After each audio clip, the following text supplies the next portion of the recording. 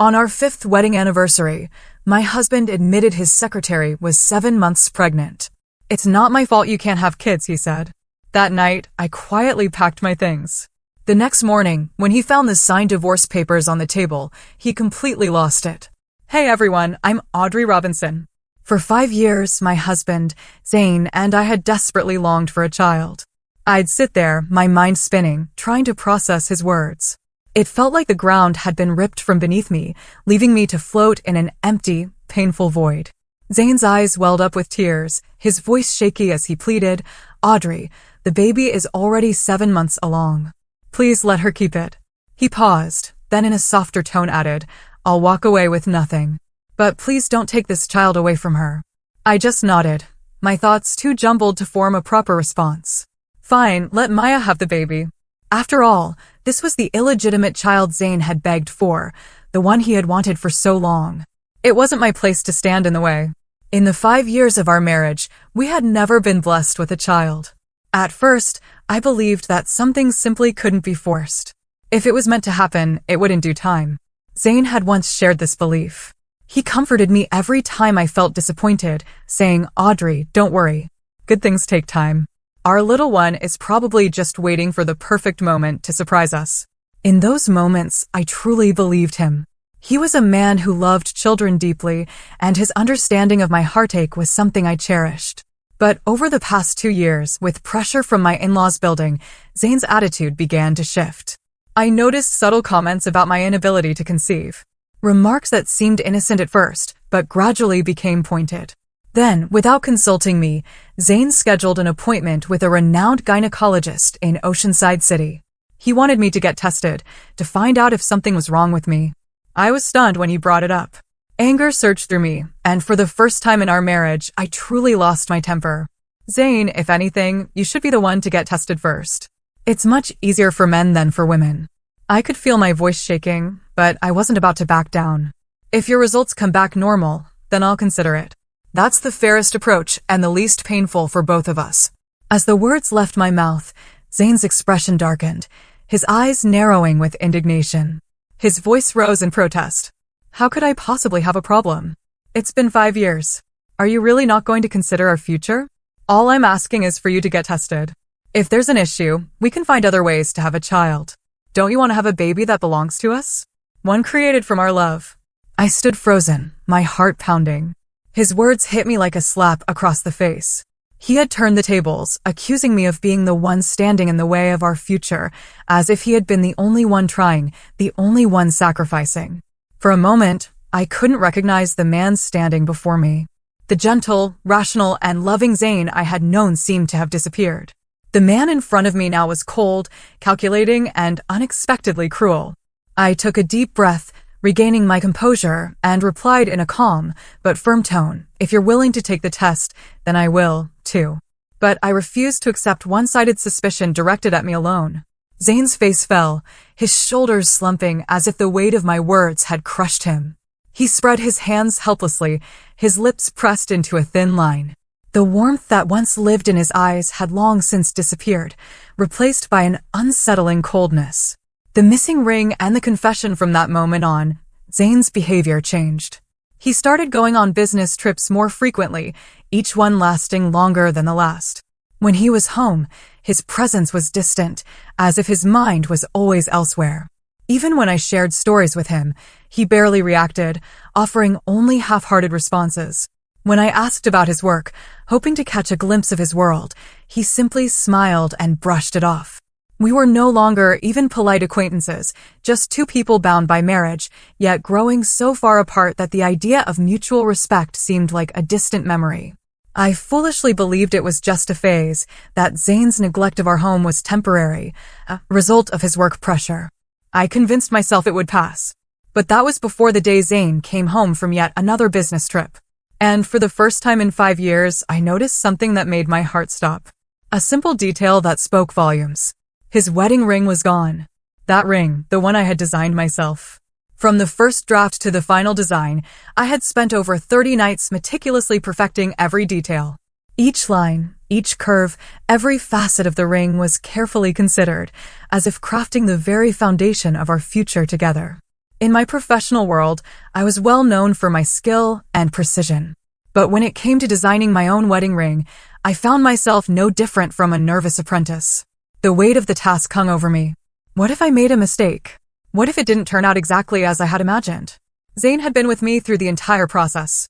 Night after night, he sat beside me, offering quiet support.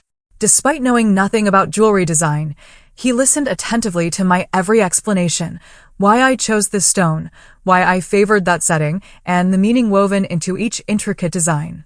He understood how much effort went into it. He understood how much love and hope I poured into the ring. But most importantly, he understood the symbolism behind it all, the dreams we had for our life together, captured in that single piece of jewelry. Suppressing the ache that began to swell in my chest, I forced myself to sound casual when I finally asked, "Where's your ring?" Zain glanced at his left hand, his finger bare, as though noticing it for the first time. His face remained calm, unaffected. After a brief moment, he chuckled softly. "Oh, I took it off when I went swimming last time and forgot to put it back on." I stared at him, my gaze fixed on his face. His words, so casual, so nonchalant, hit me like a punch to the gut. The emptiness in my chest deepened, spreading like a cold wave, chilling every thought, every hope. I could no longer convince myself this was just a phase in our marriage. I could no longer tell myself that he simply forgot. Because Zain, more than anyone, was a man of details. He noticed the little things always had. If he could forget something as significant as his wedding ring, it meant that something deeper was missing. It meant that he had stopped caring about the very things that ring represented. A wedding ring was never just a detail in a marriage. It was a symbol, a promise. And now that promise seemed fragile, almost non-existent.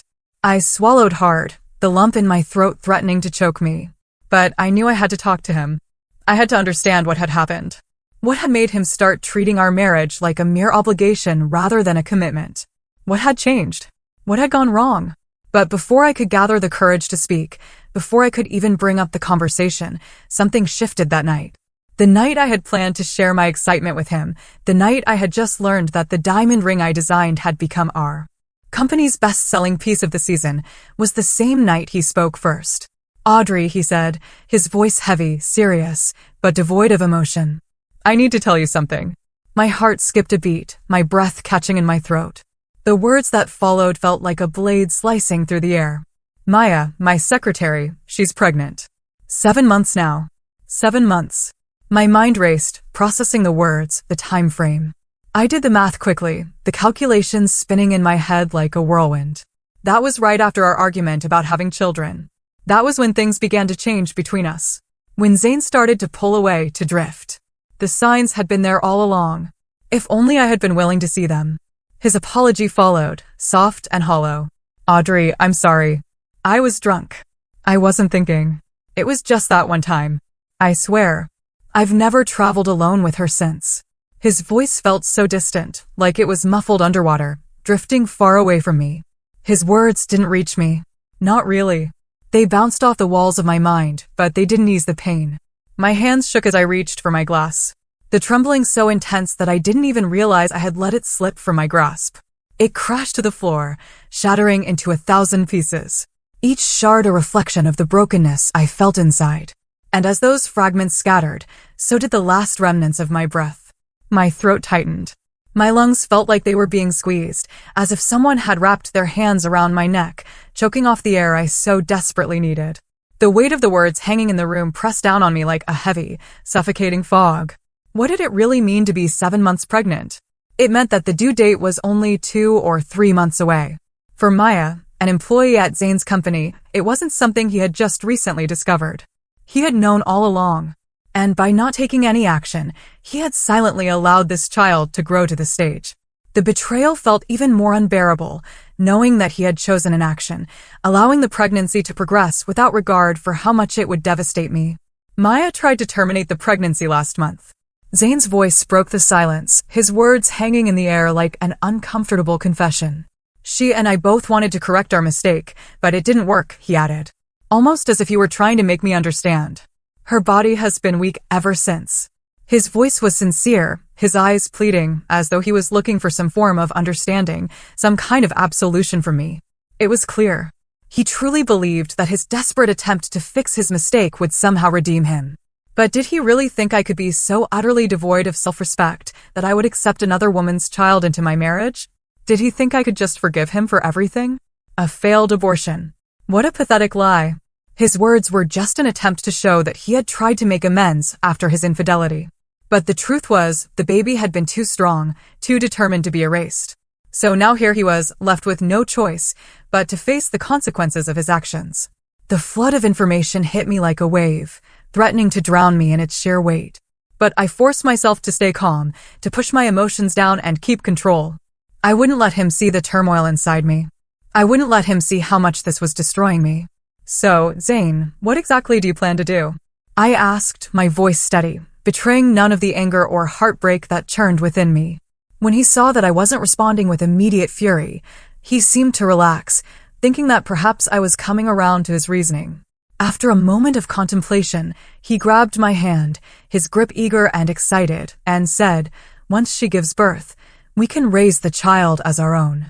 He smiled as if he were offering me some kind of gift. "We'll give her a sum of money and send her far away from Oceanside City." His voice was full of certainty, as if he truly believed this was a reasonable solution, a way to fix everything, to make it all right. This way, he won't have to suffer anymore. "Doesn't that sound good?" he asked, his eyes hopeful, as though he were waiting for me to agree, to give him the reassurance he craved. At that moment, I could feel my nails digging into my palms. The sharp sting of pain barely enough to keep me from laughing aloud, the absurdity of it all. It was almost too much to bear despite my best efforts to hold it together. My eyes still burned with unshed tears, the injustice of it all threatening to spill over. "So, Zane, you knew all along. You knew how much I struggled with infertility. You knew the emotional toll it took on me, the heartbreak I felt each month when I couldn't conceive. And yet when you accused me of being selfish for not bearing children, it wasn't because I didn't want to. It was because I couldn't. You knew all of this. And still you chose to betray me, to put another woman's child into our lives, into our marriage. How ridiculous. How utterly pathetic.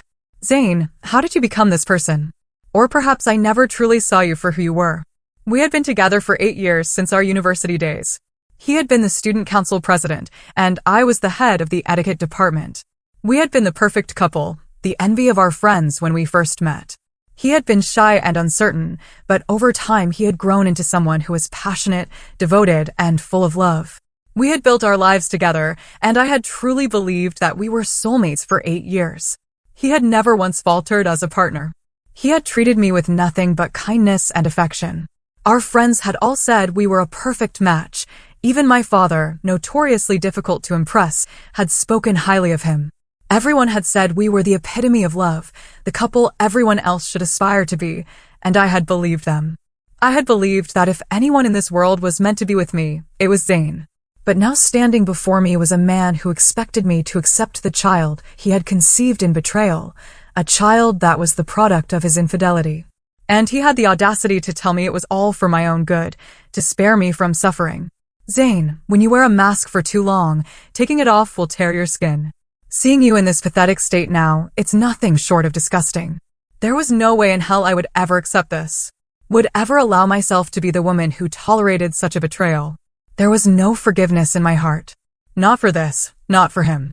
If Zane had managed to persuade Maya to have his child, there must have been a promise, a temptation, something that would have coaxed her into agreeing. I could almost hear the words he must have whispered in her ear. Soft and convincing, just give birth to the child and I'll divorce my wife. Now here he was, offering to let us raise the baby, as if that would somehow keep me in check, as if the mere thought of it would erase the resentment I felt toward Maya, especially while she was still pregnant. He must have believed that by eliminating any threat I might pose, he could somehow keep everything under control. Zane, you really have it all calculated, don't you? Every angle, every move, all designed to maintain your perfect little facade. Even now, you're trying to spin it all as an unfortunate accident, some drunken mistake, an unexpected pregnancy, a failed abortion, just to protect your carefully crafted image from crumbling. How thoughtful of you. I didn't bother answering his question directly. There was no need. Instead, I took a slow, deliberate breath, wiping away the tear that had escaped the corner of my eye. My fingers lingered on my skin for a moment before I looked up at him with a serene, almost gentle expression. Then make sure you properly compensate Maya for everything she's been through, I whispered softly, my voice calm but edged with something darker, something he couldn't quite read. Zane froze, his expression faltering for just a second. But then, seeing my controlled demeanor, his tense features finally relaxed. And he smiled, a smile that felt as rehearsed as his every other move. He stepped closer, the familiar warmth of his embrace wrapping around me. But there was something cold beneath it. Audrey, he murmured, his voice low and soothing. Don't overthink this. That baby is ours. Thank you for supporting my decision. I responded, my voice quiet, almost too agreeable. But inside, everything was shifting. My heart felt like it was sinking into something deeper, something colder. I wasn't just supporting his decision. I was quietly plotting my own. The truth about fertility a few days later, I arranged a full medical examination, keeping it to myself. There was no need to tell anyone. Not Zane, not anyone. I didn't need their approval or interference. I needed answers. A week later, the results came in and the truth was right there, printed on the page. Every indicator was perfectly normal. There was no sign of infertility, no issues with conception. As I held the test results in my hands, a quiet relief washed over me, but it was quickly overshadowed by a heavy realization. This could only mean one thing. There was a very high chance that the child in Maya's womb wasn't Zane's at all. I stared at the paper, the weight of it sinking in. 5 years of marriage, and we had never conceived, yet they had succeeded on the very first try. The irony was almost laughable. What were they supposed to be? Two perfectly matched opposites, destined to come together and create life. It seemed like a cruel joke. My mind wandered back to that day, to the way Zane had reacted when I first asked him to get checked. How he had been so confident, so sure that he couldn't possibly be the problem. Almost like he was hiding something. A secret buried deep beneath the surface. Zane, if you want a child so badly that you'd betray our marriage, abandon every ounce of morality, and deceive everyone around you, then fine. I'll give you what you want, and I'll make sure you get exactly what you deserve. Later, when Maya came looking for me, I was sitting at the cafe downstairs, surrounded by the scattered papers of the post-nuptial property agreement. The weight of the paperwork was a constant reminder of the mess that Zane had created, but there was no turning back now. After Zane's confession, we had spoken once. I had told him that while I was willing to consider his proposal, I couldn't just overlook the betrayal. I couldn't simply forgive him. It was too much, too sudden, too much to simply accept and move on from. I could still see the look on his face, the guilt in his eyes when I spoke. He had been filled with it, regret, shame, the kind of sorrow that only came when a person realized they truly lost something important. With reddened eyes, he had looked at me, his voice cracking as he pleaded, "Audrey, I was wrong. I really was." His words were raw, desperate. "If you can forgive me, I'll do anything to make it up to you." He had sworn as though he thought that would be enough. I had looked at him calmly, my heart pounding in my chest. I could feel the fragility of the moment, but I refused to show it. Right now, I feel incredibly insecure. "But because I truly love you, I'm willing to trust you one more time," I had said, my voice steady despite the storm inside.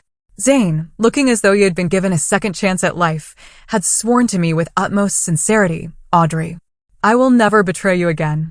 But inside, I knew I had to take control of the situation. The truth was, I no longer trusted him. I wasn't too sure if I ever would again, but there was something deeper driving me now. Something beyond forgiveness, something I would see through to the end, no matter where it led. I nodded as if reassured by his words. But then, as though something had just crossed my mind, I looked at Zane with a measured expression and suggested, "Zane, if you truly want to ease my worries and make me feel more secure, how about transferring our jointly owned fixed assets to my name?" The words hung in the air, and I watched as Zane's expression stiffened slightly. A flicker of hesitation crossing his face, but I didn't give him any time to think or react. I pressed on, determined to make him understand my need for reassurance. "Zane, I genuinely want to continue our life together. That's why I'm only asking for this arrangement to give me some peace of mind." I paused, my voice steady despite the turmoil inside. "If I truly wanted to leave you, I could just file for divorce instead. It's not like I'm trapped here. We've been together for 8 years. I can't just let go that easily.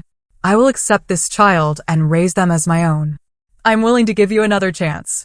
As the words left my lips, my voice trembled slightly, betraying the raw emotion I had tried so hard to suppress.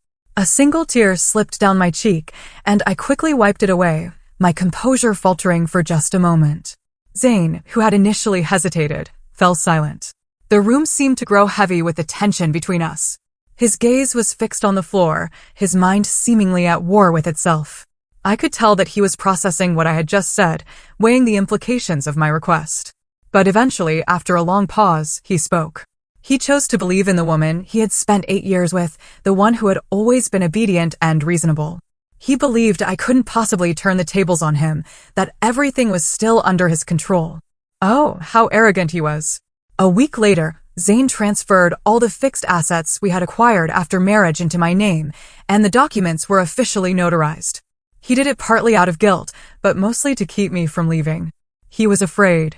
Afraid that if I realized too soon that I might be cast aside, I would do something drastic. So, with this gesture, he tried to placate me, to keep me from making any decisions he couldn't control. When Maya showed up today, I knew this moment had come. I deliberately slowed my movements as I gathered my paperwork, ensuring that the notarized documents were left in plain sight on the table. I wanted her to see them, to feel the weight of what Zane had just done. She sat down across from me, her expression neutral at first, but as soon as her eyes landed on the papers, her face tightened. The change was almost imperceptible, but I saw it. Her entire demeanor darkened in an instant. "Zane gave you all the properties?" she asked, her tone laced with barely concealed anger, her eyes narrowing. I smiled at her, my expression calm, almost amused. I wanted to show her that I was unshaken, that her anger couldn't touch me. "It's just some compensation, that's all," I replied coolly. "Why are you here, Maya?" For a moment, Maya said nothing.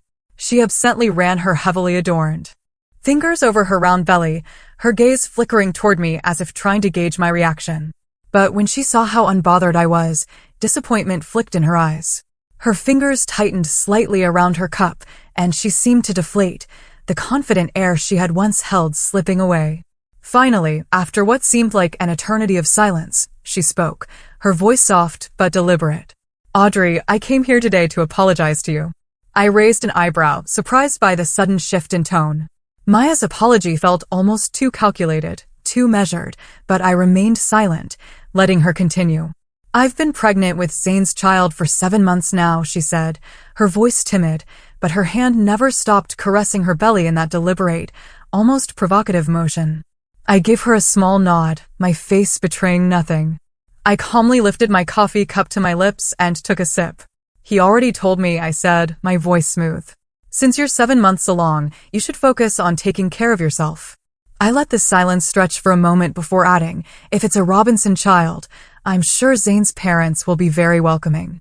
I deliberately emphasized the words, "a Robinson child," and lifted my gaze to observe her reaction.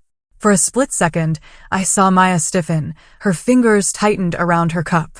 Her knuckles whitening, but it was a fleeting moment, quickly masked by her usual composed exterior. She recovered quickly, her eyes lowering slightly as she adjusted her posture. "Of course, it's Zane's child. What else would it be?" she replied, her voice firm, though a slight tremor of uncertainty lingered beneath her words.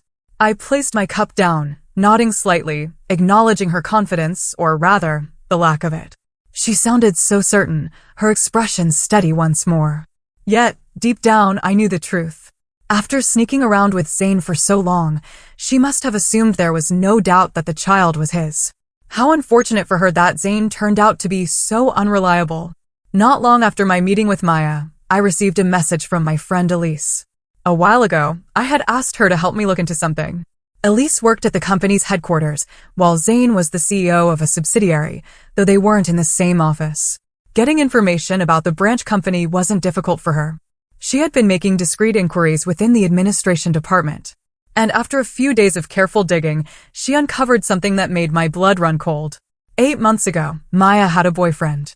In fact, many people had seen this man picking Maya up from work on multiple occasions, but for some reason, they broke up. Not long after the breakup, Maya resigned from her position, citing personal reasons. It seemed like a straightforward departure, but whispers quickly spread around the office. There were murmurs that her resignation was not just about personal matters, but that she was pregnant. Naturally, everyone assumed the child was Zane's. The rumors ran rampant, and I couldn't ignore the sinking feeling in my stomach whenever I heard them. Elise, ever perceptive, hesitated for a moment before speaking up. Audrey, why are you looking into this? Her voice was gentle but laced with concern. I could see the flicker of understanding in her eyes, and I knew she had already pieced together what was going on. A wife investigating her husband's pregnant former secretary. What other reason could there be? Seeing the heaviness in my expression, Elise let out a quiet sigh, a sound that seemed to carry the weight of unspoken words. Audrey, she said softly, if you need anything at all, just tell me. I'll do whatever I can to help you. Her words were a lifeline, a soft tether pulling me back from the edge of my spiraling thoughts. After everything I had been through, I thought I had become numb to the weight of emotions. Yet, in that moment, her sincerity cut through the cold shell I had built around myself. It was like a small flicker of warmth in a dark room. Thank you, Elise, I said, my voice softer than before, almost tentative, as if the words themselves carried the weight of my vulnerability. I do need your help with something. Elise's hand gently settled over mine, her touch reassuring. Tell me what you need, she said, her tone filled with quiet strength. I'll do my best. I lowered my gaze, my fingers instinctively tracing the outline of my wedding ring. The cold metal felt heavy against my skin, a constant reminder of everything that had changed. A bitter smile tugged at my lips as I looked at it. Can you find out more about Maya's ex-boyfriend? I asked, my voice barely above a whisper. Elise didn't hesitate. For someone as socially adept as her, tracking down a person within Oceanside City's professional circles would be nothing more than a matter of making a few calls. I could already imagine how easily she would navigate through the web of connections. That morning, after the new quarter's product development meeting had wrapped up, I suddenly felt unwell. I left the office early, telling everyone I needed to rest for the day. The tension in my chest was unbearable, and I needed some time to collect my thoughts. As I stepped out of the elevator and walked toward my apartment, I was caught off guard by an unexpected sound. Raised voices, drifted out from behind the door. The unmistakable sound of a heated argument filled the air, sharp and unnerving. I stopped in my tracks, my hand hovering over the keypad of the smart lock. The familiar click of the lock in my fingers now feeling distant. I strained to hear through the door, and then I caught the first words. You actually put all the properties under Audrey's name? Maya's voice was high-pitched, shrill with desperation. Then what will I have left after marrying you? Inside, Zane was silent, but the tension in the air was palpable. Hearing this, a faint, almost imperceptible smirk tugged at my lips. So, my carefully planted information had worked. Maya had taken the bait. She was upset about the prenuptial property agreements, just as I had expected. Come on, Maya. Zane's voice broke through, laced with frustration. It's just some houses. I have other assets. A loud crash suddenly echoed from inside, followed by the unmistakable sound of porcelain shattering. My heart skipped a beat. What was happening in there? Then came a bitter, mocking laugh from Maya. What do you think, Zane? I've been suffering through pregnancy for 10 months and I get nothing? While that woman does absolutely nothing and walks away with a dozen properties under your name, you think I'm an idiot. I pressed my hand to my lips, barely able to suppress a laugh. For someone I once thought of as a master manipulator, Maya was surprisingly impatient. She had leverage. She still had the upper hand in the negotiations, but here she was throwing it all away in a fit of rage. It was almost childish. The argument escalated, the words becoming more frantic, more desperate. Maya's voice cracked as she began to cry louder and louder, her sobs filling the space between the walls. Then through the noise, I heard something that made my eyebrows shoot up in surprise. I'll abort this baby right now. Maya's voice trembled with raw emotion. I'll make sure you never have children again. I blinked, my breath catching in my throat. Oh, that was a line she should never have crossed. Because if there was one thing Zane valued above all else, it was having a child. And just as I predicted, the air seemed to still. Everything went silent. And then, slap. A sharp slap rang through the room, so loud it seemed to echo in my chest. The unmistakable sound of a struggle followed. The bookshelf shifted, scraping against the floor as if everything inside was in chaos. Then, just as abruptly, everything fell silent. Maya's cries, her protests, all of it stopped. The stillness was suffocating. My heart pounded in my chest as I stood frozen in the hallway, my mind racing. What had just happened? What had I just witnessed? Enough, Maya. Zane's voice was as cold as ice. If you dare to get rid of this child, I will make sure your entire family suffers the consequences. I could almost picture the expression on his face. Those once gentle eyes now, sharp and merciless. Maya didn't utter another word. She knew all too well that Zane had the power to back up his threats. The divorce and the truth unleashed after that day, something subtle shifted in Zane's behavior toward me.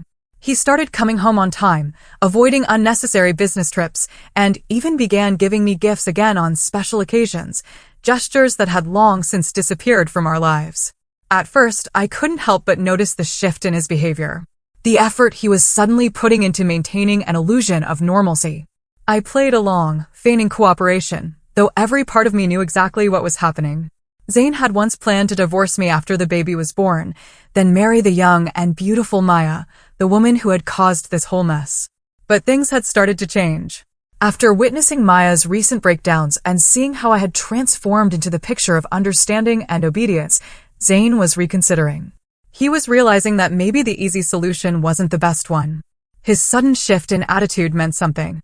It likely meant that he was genuinely planning to take the child, pay Maya off, and cut ties with her entirely, as if doing so would erase his mistakes and spare him any further consequences. But I knew that wasn't enough for me.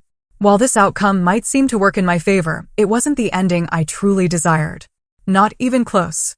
As Maya's due date neared, I found myself encouraging Zane to visit her more often. It wasn't because I had suddenly accepted the child. No, that wasn't it at all.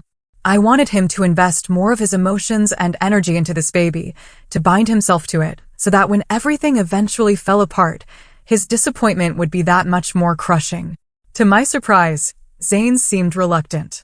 Even with Maya so close to giving birth, he showed no interest in visiting her. His indifference spoke volumes. His disdain for her had grown so deep that he couldn't bring himself to even be near her. "Darling," I said softly one evening, placing my hand gently over his as we sat together on the couch. "Maya's child is our child, too." He glanced at me, frowning, and I continued, choosing my words carefully. If I were the one visiting and taking care of her, she might feel uncomfortable. Our relationship is complicated. So, in this situation, you're the only one who can step up. Zane opened his mouth to respond, but I quickly added, "You should spend more time with them. It'll help you bond with the baby before he comes home to us." Zane hesitated, his brow furrowing as if he were wrestling with the idea. But after a moment, his expression softened, and as I expected, he pulled me into his arms, his chin gently brushing against my forehead, a fleeting gesture of affection. "You're still as understanding as ever after all these years," he murmured, the words laden with a touch of sorrow. "If only we could have a child of our own, that would be wonderful." His voice cracked slightly, as if the thought of what we might have had, what we could have shared, was slipping further out of reach. There was a deep regret in his words, a genuine longing. But it only made me more aware of the gap between us. As I leaned against his shoulder, I could feel the tension building in my chest, my expression darkened, my thoughts heavy with the truth. I could no longer ignore Zane. "I should thank the heavens for revealing your true nature to me. If I ever had a child with someone like you, it would be the greatest stain on my life." At 39 weeks pregnant, Maya gave birth to a healthy baby boy. Inside the hospital room, Zane's parents' voices filled the air, their joyful chatter drowning out the newborn's cries. Their excitement spilled out into the hallway where I stood alone, leaning against the cold wall, my face calm, betraying none of the turmoil inside. I should have known. Zane's parents had likely been aware of this child's existence from the very beginning. From the start, they had conspired with Zane and Maya, turning a blind eye to the betrayal that had tainted everything. And now they were here, celebrating the birth of a child they had chosen to ignore the origins of. As I stood there, an old memory surfaced, one from the day of my wedding. The memory of kneeling before Zane's parents, offering them tea as tradition dictated. Zane's mother had been overwhelmed with emotion that day. Her tears had glistened in her eyes, and her voice had trembled as she struggled to find the right words. But now, as I listened to her laugh in the hospital room, her joy echoing down the hallway, I couldn't help but wonder, had all of that emotion been real, or had it been a performance for my benefit? Friends and family had watched in awe, whispering among themselves. This is the first time I've ever seen a mother-in-law cry out of sheer happiness when hearing her daughter-in-law call her mom for the first time. After we married, Zane's mother took pride in introducing me at every elite gathering in Oceanside City. With a beaming smile, she would tell everyone, "This is my daughter-in-law, Audrey. She's kind, intelligent, and the lead designer at Starlight Jewelry. Zane is incredibly lucky to have married her." Back then, everyone believed it, including me. Everyone thought I, Audrey, had a near-perfect marriage, a successful and devoted husband, kind and loving in-laws. But looking at the situation now, what a cruel joke that was. Pushing those thoughts aside, I knocked on the door and stepped inside, placing the freshly made soup on the table. Just as I was about to turn and leave, Maya's voice stopped me. Seeing me pause, she turned to Zane's parents with a deliberately sweet and obedient smile. "Mom, Dad, could you step out for a moment? I have something to discuss with Audrey." Zane's parents hesitated briefly, their expressions shifting. After a moment of silence, they eventually nodded and left the room. Though the awkwardness and worry in their eyes were unmistakable, I understood their concern. They were afraid that if Maya and I were left alone in the same room, something unexpected might happen. The thought left a bitter taste in my mouth. How quickly the warmth of family could turn cold. As soon as the door clicked shut, Maya's gentle demeanor vanished. Her gaze sharpened into a cold, triumphant glare. "Audrey, you've already lost. Mom and Dad just told me they're ready to have Zane file for divorce. Did you really think he was going to take the child and raise it as yours? That was just a temporary excuse to pacify you. Now that the baby is safely born, you're no longer needed. Enjoy your last days as Mrs. Robinson while you still can." She spoke like a victor standing over the defeated, delivering her final verdict. But her taunts barely stirred any emotion in me. Calmly, I ladled the soup into a bowl. The insulation was good. The steam still curled upwards in the air. I glanced up at Maya. Her complexion was dull and shallow. Her once youthful glow completely drained. Childbirth had aged her visibly and significantly. She was 3 years younger than me. Yet now she looked older by at least 5. I didn't bother arguing with her. Instead, my gaze shifted to the baby in her arms. His skin was noticeably darker, almost unnaturally so. Zane had been fair-skinned since childhood, and Maya, before her pregnancy, had always been pale and delicate. Yet this baby, if he got any darker, he might as well be from an entirely different lineage. I arched a brow slightly, then smirked, my voice deliberately taunting. "Oh, Maya, I hope you're not getting ahead of yourself. Brag all you want after you actually set foot in the Robinson household. Otherwise, you're just working hard to prepare my victory gown for me." My words struck a nerve. Maya's eyes filled with hatred, her entire expression twisting with malice. A sudden wave of unease crept over me, and sure enough, Maya's fingers suddenly tightened around the baby's tiny arm. A sharp pinch. In an instant, angry red marks bloomed on the delicate skin. The baby's cries filled the entire hospital room right on cue. Zane's parents burst back in, panic written all over their faces. Before I could even process what had happened, Maya's voice rang out, shaken, distressed, and dripping with accusation. "Mom, Dad, you have to stand up for us." Audrey said she wanted to see the baby, but the moment I looked away, she pinched him. "Look, his arm is swollen." My in-laws immediately pushed past me, rushing to examine the child, and the moment they saw the red marks, Zane's mother's expression darkened. The warmth she once had for me was completely gone. In its place, resentment and disappointment. I shook my head slightly, silently, denying the accusation. But I already knew the truth wouldn't matter, because to them, between their daughter-in-law of many years and a mother who had just given birth, they would always believe that a mother would never harm her own child. As the baby's cries subsided, Zane's mother exhaled slowly, pausing for a moment before speaking in a low, measured tone. "Audrey, you've seen it yourself all these years. You still haven't been able to bear a child. Although we truly like you as our daughter-in-law, we cannot ignore certain pressures. Now that Maya has given birth to Zane's son, we want to offer you some compensation. Even if you divorce Zane, we will always be family." Hearing this, the tension in my heart finally eased. Then, unable to hold back, I let out a soft chuckle. Her grandson had just been born, and she wasted no time getting straight to the point. How typical.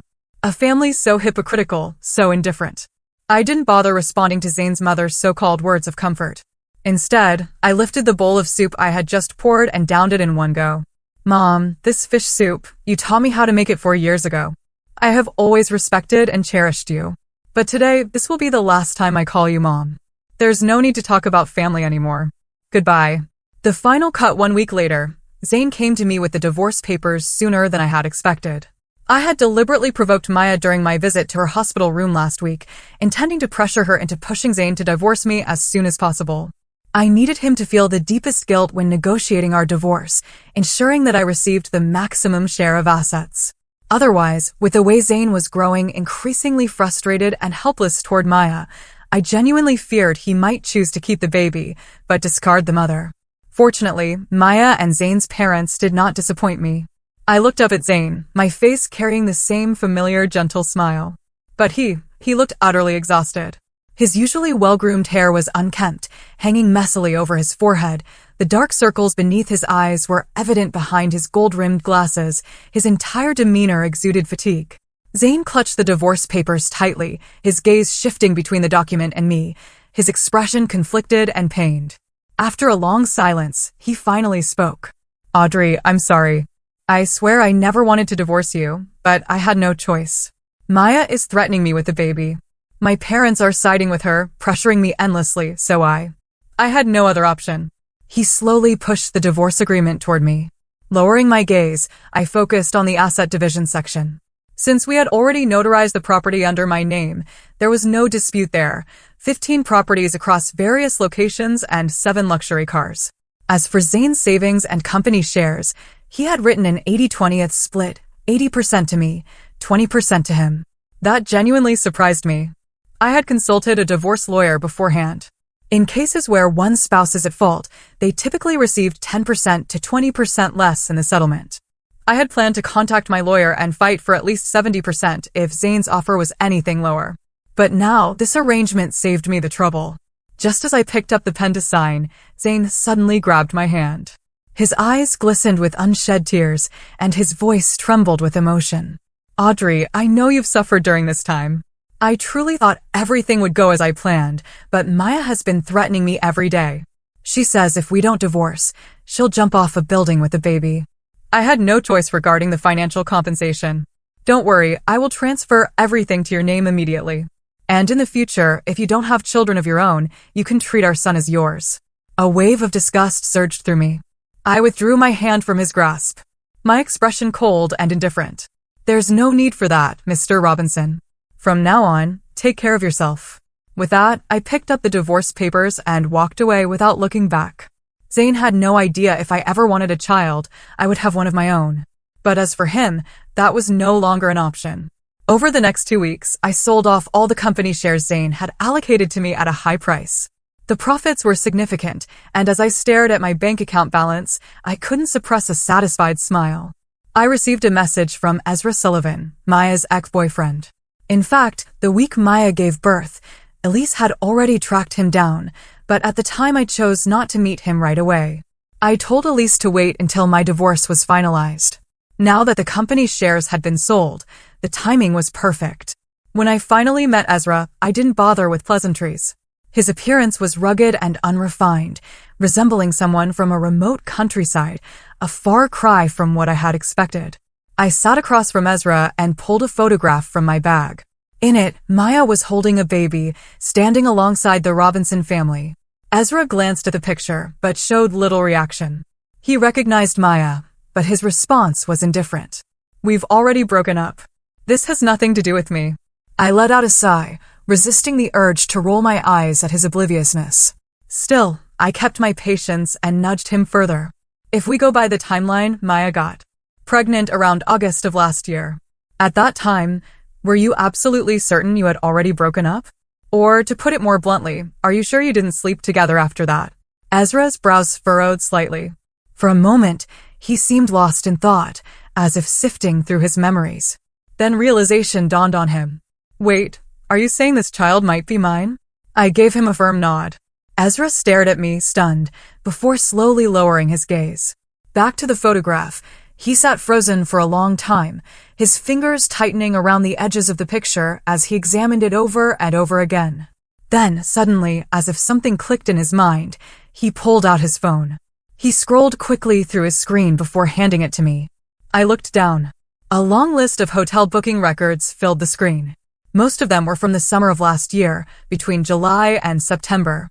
The dates aligned almost perfectly with the periods when Zane and Maya had returned from their business trips to Oceanside City. So Maya had been keeping herself busy traveling with Zane for work, then coming back to meet up with Ezra. I methodically took screenshots of every page and saved them to my phone. Then, turning back to Ezra, I proposed a deal. I can tell you the truth, but you have to promise not to mention my involvement. Ezra nodded without hesitation. All right, I said. That boy is yours, 100%. The man in this picture, he used to be my husband, but he has fertility issues. It's impossible for him to have gotten Maya pregnant. Of course, I wasn't actually 100% certain, but I needed Ezra's fury to work in my favor. The moment my words landed, bang. Ezra slammed his fist onto the table. The quiet, mild-mannered man before me was gone. His face twisted with rage, his entire demeanor turning aggressive. Where are they? The fury in his voice was unmistakable. I had heard that men from rural or traditional backgrounds took bloodlines and heirs very seriously. And seeing Ezra's explosive reaction, especially his visible shift in expression when I mentioned the boy, only confirmed those rumors. Without hesitation, I handed him the addresses of Maya's postpartum care center and Zane's company. Ezra gripped the paper so tightly that his knuckles turned white. He was clearly seething, barely keeping his emotions in check. Yet before storming off, he still managed to turn back and thank me. After all, if I hadn't revealed the truth, he might have never known that he had a biological son, one that Maya had been using as her golden ticket to wealth. The next time I heard about Maya and Zane, it was from the local trending news. I clicked on the leaked report, and there he was, Ezra, standing in front of Zane's company headquarters and the postpartum center, holding up a massive banner. The words written across it were bold and impossible to miss. Company CEO Zane and my ex-girlfriend Maya, return my son to me. Seeing this, I couldn't hold back my laughter. I scrolled down to the comments section. Over 1,000 comments had already flooded in. Most of them said the same thing, just get a paternity test. Nothing else matters. Honestly though, that kid looks nothing like the CEO. He's way too dark-skinned. No test needed. We already know who the real father is. Apart from the paternity test, others began to speak out, saying Zane just divorced his ex-wife in July, and the child was already born by then. It's clear that the affair is undeniable. This CEO looks so familiar. Why do I feel like I've seen him at a urology clinic? At this point, my fingers froze. A urology clinic.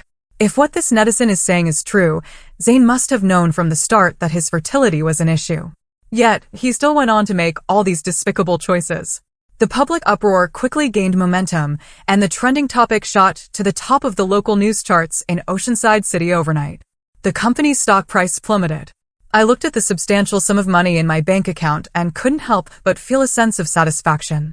This was exactly why I hadn't contacted Ezra before the wedding. If Ezra found out, he would have immediately caused a scene. And if I had divorced Zane afterward, the shares I would have received would have already lost much of their value. But now, after selling the shares at a high price, I could finally let Ezra make a fuss. This was the best course of action. The trending topic stayed at the top of the local news for an entire day and night before finally losing some of its heat. At that point, Elise came to me with the latest gossip. Did you hear, Audrey? The child really isn't Zane's. Yesterday's drama caused such a stir. So many people went to that maternity center just to watch the chaos. Zane must be completely furious, insisting on having the paternity test done. Word is the secretary almost jumped out of the maternity center window to avoid the test. And when the results came in, the Robinson family looked absolutely pale. As Elise spoke, she pulled out her phone and opened a group chat called Oceanside City Gossip. There were dozens of videos shared in the chat. One video, lasting about 20 minutes, showed Maya, disheveled and wearing a hospital gown, kneeling and grabbing Zane's sleeve, begging him not to conduct the paternity test in front of everyone. Zane kicked her away, even stepping on her stomach a few times with his eyes bloodshot. He used the foulest language to insult her. Zane's parents just stood by, silently wiping away their tears. About 5 minutes later, Maya suddenly rushed toward the window as if she had lost her mind. She tried to jump from the 8th floor. It was only with the help of the onlookers that she was stopped before she could go through with it. But she kept shouting, "You useless man. No wonder you and Audrey couldn't have a child after 5 years. You blame me for cheating, but you're the one who's broken. Pathetic. Which woman would ever have a child with you, Zane?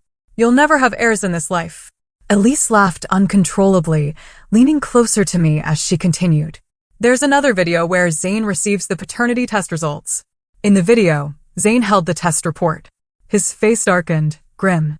He then tore the report to shreds, furiously punching the wall of the hospital. The punch caused his hand to bleed.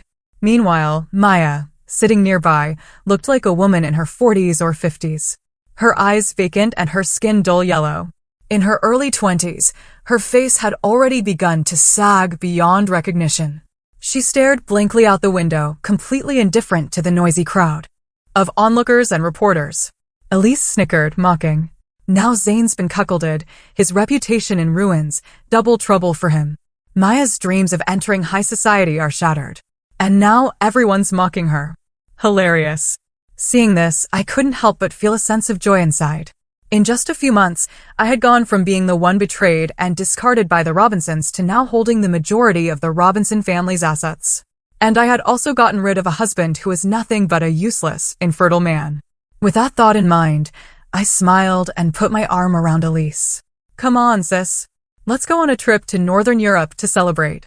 After all, the money I had now was enough for several lifetimes of spending. A new purpose by the time Elise and I returned from our trip abroad, Oceanside City had already entered the second spring of the year. Those wild days in Northern Europe had finally allowed me to unwind, to release the tension I had been carrying since the start of the year. Looking back, I can't help but shudder at how vulnerable I was. Facing the schemes of the Robinson family and Maya alone, one wrong move could have trapped me in an endless quagmire. But thankfully, I managed to hold my ground. However, so much had happened in Oceanside City during the 5 months we were away. Zane, caught up in his affair before the wedding, was fired from his job at the Oceanside Corporation for mishandling personal matters. The scandal destroyed his career, and the industry blacklisted him completely. In his fury, Zane directed all his anger at Maya. Neighbors of the Robinsons reported seeing Maya battered and bruised, going out to buy groceries, and late into the night, the sounds of domestic violence echoed from their home. During our trip, I had received a call from Zane's mother. Her voice was trembling, full of tears as she pleaded for help, asking if I could send some money to assist them. She told me Zane couldn't handle the blow and had been drinking and wandering aimlessly. Recently, he'd been diagnosed with a difficult-to-treat illness. Maya, too, had suffered a mental breakdown and was admitted to a psychiatric hospital. Now both of them needed money for treatment. But the Robinson family had already been drained dry and couldn't afford it. I listened to Zane's mother's cries, but I didn't offer much of a response. I gave a few short answers and ended the call. To be honest, by the time I heard this, I had no sympathy for them. Instead, I found a strange sense of satisfaction in their misery, almost like a form of entertainment. Zane and Maya's fate was what they deserved. Whatever they went through next, I no longer cared. I would only focus on myself.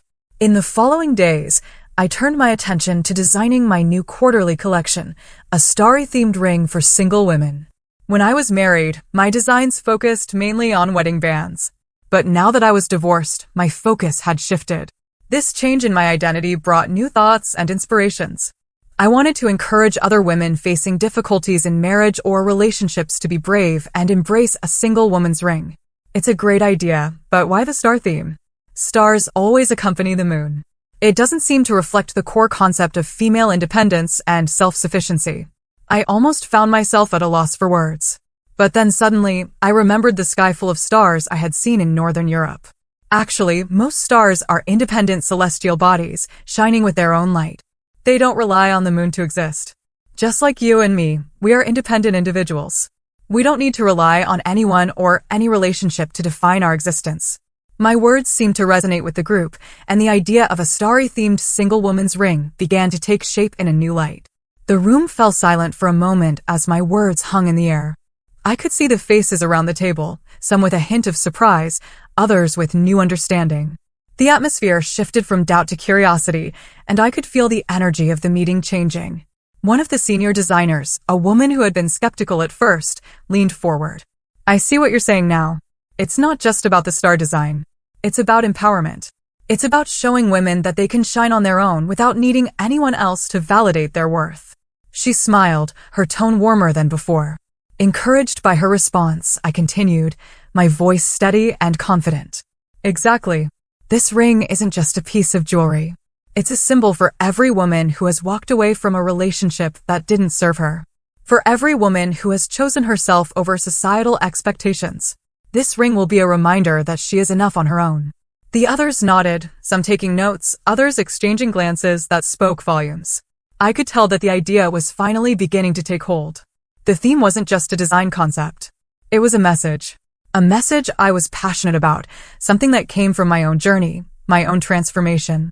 The rest of the meeting went smoothly. Ideas flowed more freely, and everyone seemed energized by the new direction. As we wrapped up, the design team was already brainstorming ways to bring the starry-themed ring to life. And I could sense a real excitement in the air. As I walked out of the meeting room, I felt a sense of accomplishment. It wasn't just about the designs anymore. It was about creating something meaningful, something that could make a difference in the lives of women. For the first time in a long while, I felt like I was truly on the right path. I had started this journey, unsure of myself, unsure of my future. But now, with each step I took, I was becoming the woman I had always wanted to be. Strong, independent, and unapologetically myself. And that, I realized, was the greatest design of all. Thank you for watching today's story. Take care. Good luck.